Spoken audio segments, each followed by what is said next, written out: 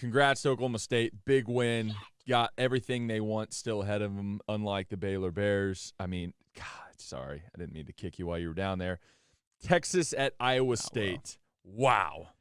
Wow. This is a really interesting and buddy, I texted you and I said, is Casey Thompson hurt? And you were like, no. I had to go back and watch it. Dude, I literally was sitting there and oh my God. This sounds horrible because I've done it a lot in my career, dirt in the ball. But I was like, did this guy just get the yips? Like he was making some bad decisions, bad throws. They go into the game and Casey Thompson does absolutely nothing in the first 4 drives. He was 2 for 6 for 2 yards. He was dirting wide open guys. Right. In cuts. It was a negative crossers, effect. It was a negative out effect. routes. 2 of 6 for 2 yards in the first 4 drives. So then they bring in Hudson Card. He plays decent, whatever. Not near good enough to even be competitive. But the big thing, Texas goes into the half again up. Yeah. They're in the locker room at halftime where they can make adjustments, where they can talk it over, where they can pat each other on the back, where they can give each other foot massage, whatever they do in the locker room there at Texas, which I think is probably different than every other school. That's my fanship coming out again. They come out in the second half and put up a goose egg. Not only do they put up a goose egg, they give up 21. And give up 21. Boom, boom, boom. There is a problem in Austin. I have said it on every single show. There is a problem with finishing. There is a problem with stature. There's a problem culturally. There's a problem in the front office, the back office, the side office, and any other office that's there on the University of Texas campus regarding athletics. My goodness. I don't even know what to say. I just feel so bad because we've both been there. Man, we've had off games, but to start that bad, I mean, if you guys have ever had the yips, and if you don't understand the reference, the yips is in reference to golf where you just can't. It's like Charles Barkley's golf swing. There's a mental block, legitimately a mental block. So it's not yippy, right? I mean, he can finish throws. Right. It was just one of those things that I don't know if it was nerves. The grass was too high. Had too much popcorn. Too much popcorn. Yeah. I don't know what it was, but I feel so bad because I have been there. But it's just a lot of times it's like, some drives you're like, damn, I was off then. So let me ask you this question. Yeah. Obviously, a quarterback issue in Austin. Much more than that, in my opinion. But how bad would the Texas Longhorns be this year? And they're already bad. But how bad would they be without Bijan Robinson? Answer that for me. They'd be bad, buddy. They'd be really He is bad. the only person on that team that gets positive yardage, game in and game out. And it's honestly sad for him. If he was on an Ohio State or on even an Oklahoma or on an Oregon, which they put in the top 4, we'll talk about that in a second, which I think is complete BS. If he's on a primetime top-ranked team, he is in New York, questions asked. Okay, hold on, timeout, because we still have look. Well, 24. I mean, they put up 46, 20. So they're probably averaging.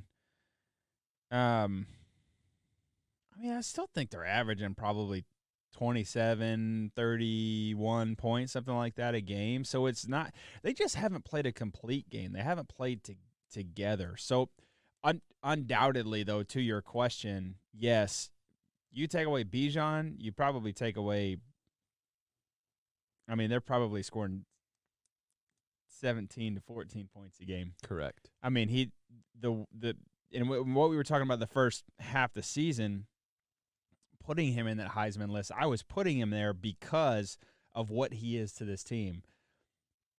Staying on schedule meaning like staying in front of the chains, 2nd 4, 3rd and 2, like that whole what he gives you is just a dynamic player, running the ball, catching the ball out of the backfield. I think that we are seeing right now.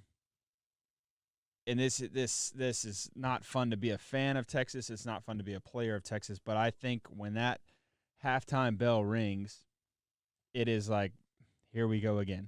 They almost expecting to lose. Yeah. I mean, there is no again, and that's a coaching issue. It is, and I think it's a coaching issue, but at the same time too, there is a leadership that is involved here in a locker room that says, I don't want to use that word and cuss on this show, but F that. We have to go out and do this for us. Yes. Right? It's the name on the front of your jersey. It's the name on the back of your jersey. It is embarrassing. Don't go into halftime up saying, okay, let's play not to lose in the second half. No. Go in at halftime, say, hey, boys, let's rally together. Let's make us some adjustments. We're only up by 4 points at half at Iowa State. We're in a good position. We got to win the second half. That's all we got to do. So let's put our foot on their throat and keep coming. First downs into touchdowns. First downs into touchdowns. And let's run them out of this stadium and at least have that mindset. You see the timidity of this football team that goes out in the second half and is trying not to make mistakes. You see that. That is a player issue. It's also a coaching issue, but you're right. You've got to have players step up in leadership roles, talking on the sidelines, bringing the guys together. Quarterback, right? Where you at? Get those offensive linemen together, slap them on the butt, tell them they're doing a great job, bring the receivers over, said, boys, get together. Go run your route the right way. If you do your route the right way, if you do everything that you're supposed to do, I'm going to put it on the money. Hey, Bijan, do your thing. I'm going to make good decisions for you. Help me out whenever you're in pass blocking. Let's go freaking do this thing. I mean, just instilling that confidence into your teammates. And these guys get off on the sidelines and they put the camera on them and the helmets up on their head and they look like they've seen a ghost. And I mean, get some energy. There's no urgency, and that's the thing battle. That's tough because if and I don't know Steve Sarkisian. I've never played under him. I've never been in the same room as him. He seems like a pretty even keel guy. I mean, when you watch him call plays on the sideline, when you watch him talk to his guys, 3 and out, pick, touchdown doesn't really matter. Doesn't have a whole lot of highs, doesn't have a whole lot of lows. If you are that guy, that is totally fine. Be you. But have a guy that is a rah-rah guy. If it's a strength coach, if it's a D-line coach, if it's whoever that is, because it's both, right? It's that leadership, but there's also the way that it is a trickle-down effect. Whoever the face of your program is and exudes, your team will become in some shape, form, or fashion. And if you have this lackadaisical, we just gave up 21 points in the third quarter, and you're like, hey, man, what do you think, Trevor? What you tell me? You guys think that does not bode well. It does not work. So to Trevor's point, and I love it, you have to have some type of fire underneath you. Coach instilled, but player led. Yes, right. 100% has to be given to the players. The players have to do it, but there has to be somebody that says, "Hey, Trevor, get your ass over here. Fire up your guys. I can't do it. You're the one in the pads. No doubt. You go do it." And that's the best teams, and I terrible. think you would echo this.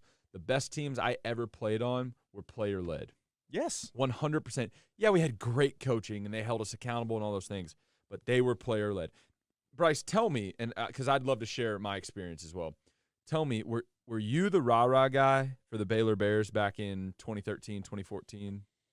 We had a couple of them, but I've always naturally been that guy. You've been a rah-rah guy, yeah, yes. Yeah. But who else? Give an example. Of who rah-rah? Maybe a defensive guy that his side of the ball. Sean Oakman, Ahmad Dixon, Eddie Lackey. These guys were vocal. Oh, right? Yeah. Right.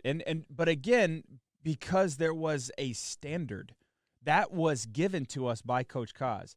Coach Bryles had a persona about him that just absolutely loved, to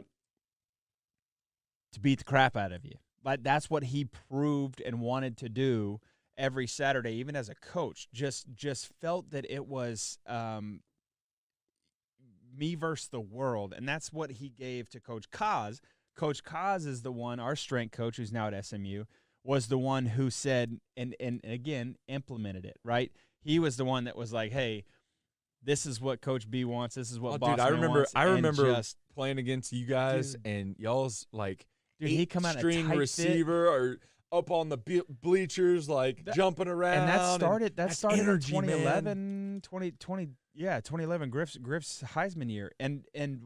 But the thing was, we changed that culture inside out. Yes. We changed that culture inside out. And then once you start to win, once you start to finish games, then all of a sudden that becomes a standard to where if you do not own up to that standard, you're not playing.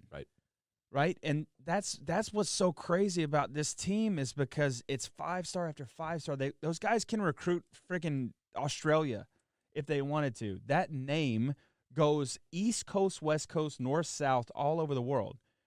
And again, just like we talked about on the After Dark show, didn't know this. I don't even know if I could say this, but Tom Herman was being recruited by Phil Knight. Literally, Phil Knight at Oregon said, give him whatever he wants.